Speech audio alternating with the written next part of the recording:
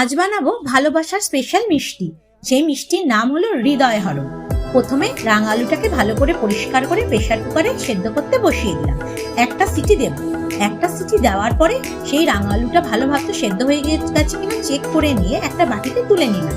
তুলে নেওয়ার পর শুকনো উপকরণের মধ্যে নেব চালের গুঁড়ো, দুধ আর ময়দা, আর নেব গুড়।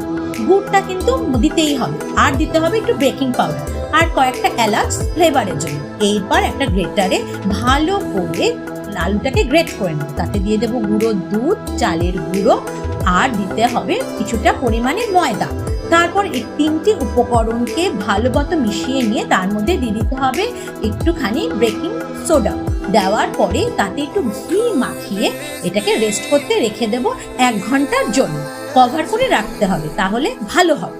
প্রথমে একটা প্যান বসিয়ে দিলাম, এইদিকে ওতে দিয়ে দিলাম কিছুটা পরিমাণে জল।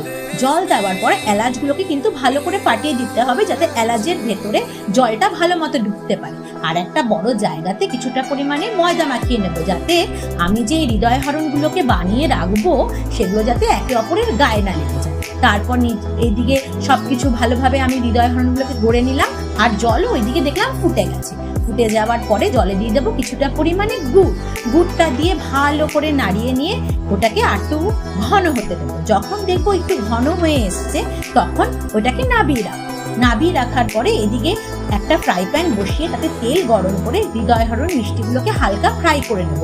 লো টু মিডিয়াম হিটে কিন্তু ফ্রাই করতে হবে। ফ্রাই হয়ে গেলে গরম গরম ওই গুড়ের শিরাতে ডুবিয়ে দিতে হবে হৃদয় হরণ মিষ্টিগুলো। 12 ঘন্টার জন্য ডুবিয়ে রাখলেই তৈরি সুস্বাদু হৃদয় হরণ মিষ্টি।